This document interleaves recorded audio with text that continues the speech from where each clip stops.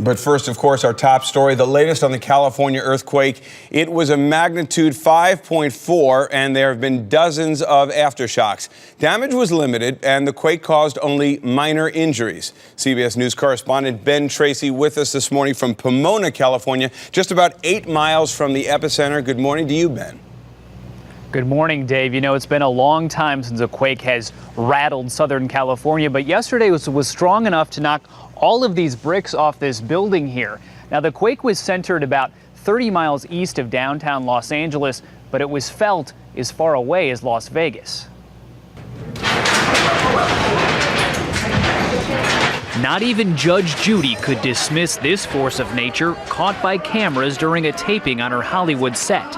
The strongest earthquake to hit the Los Angeles area in 14 years collapsed the ceiling at a Macy's department store. It also rattled the nerves of downtown office workers, many of whom were evacuated. I thought it was like a sonic boom. It hit the side of the building or something. I was on the 5th floor, and this was the worst I've ever felt. For hundreds of square miles, the earthquake shook chandeliers, knocked items off shelves, broke water mains, and shook bricks right off buildings. This liquor store surveillance tape shows what happened the moment the quake hit. That was a big mess. Scary. It was a 5.4 magnitude, considered a moderate earthquake, but scientists say the waves were amplified by the soft earth underneath the greater Los Angeles area. It's sort of like a bowl of Jell-O. You know, if you have your bowl of Jell-O and you shake it a little bit, the bowl just moves a little bit, but the Jell-O goes like this, all right, because it's very soft. But this quake was not nearly as powerful as the 1994 Northridge earthquake, which killed more than 70 people, collapsed buildings and roadways throughout the area, causing billions in damage. The Northridge earthquake was 6.7, and this is 5.4, so it's more than a factor of 10 smaller. Smaller, too, than the 1987 Whittier Narrows quake, which happened very near Tuesday's epicenter. Feel that? Earthquake. But the latest quake was large enough to shake up the Big Brother house. I've never been to an earthquake in my entire life. I've never been in an earthquake either. And wake up Southern Californians who haven't been rumbled like this for a long time. No matter how many times you go through it, it still shakes you up.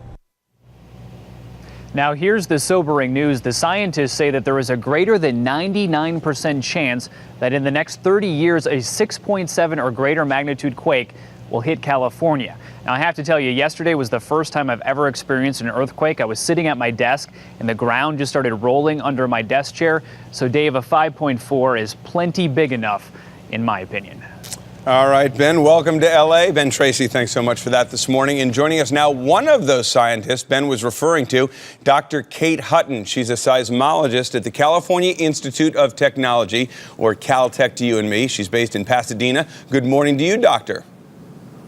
Good morning. So let's talk about this. Ben mentioned that this is a significantly weaker quake than we saw from Whittier or Northridge. How do you measure quakes, and what is the difference between, let's say, a 5.4 and a 6.7 or a 5.6? Well, earthquake magnitude is based on the amplitude or the amount of deflection of the ground during the earthquake, and it's about a factor of 10 in ground motion or a factor of 30 in energy for each whole point. So in other words, 5.4 is 30 times less energy than a 6.4. So we've got a moderate, and so on like that. So we've got a moderate quake here. We're looking at video of some of the supermarkets that saw things fall off the shelves.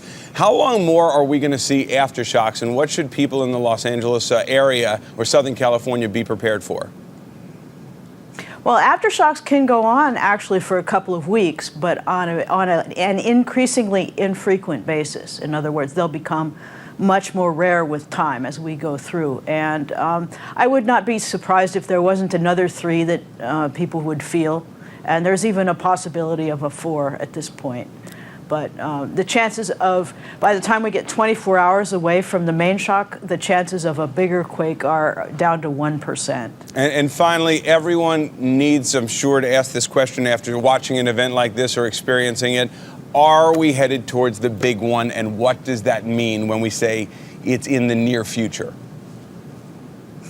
Well, I think it's inevitable that we eventually will have a big earthquake because we've had many in the past. We have discovered this by digging up the fault zones, and we have dated a dozen or more major earthquakes along the San Andreas, say. But the question about what soon means, I think to a geologist, of course it's going to be soon, but we're used to thinking of it in terms of thousands and millions of years. But it's definitely enough of a risk that people really need to be planning for it. And engineers need to be designing structures, that are compatible with earthquakes.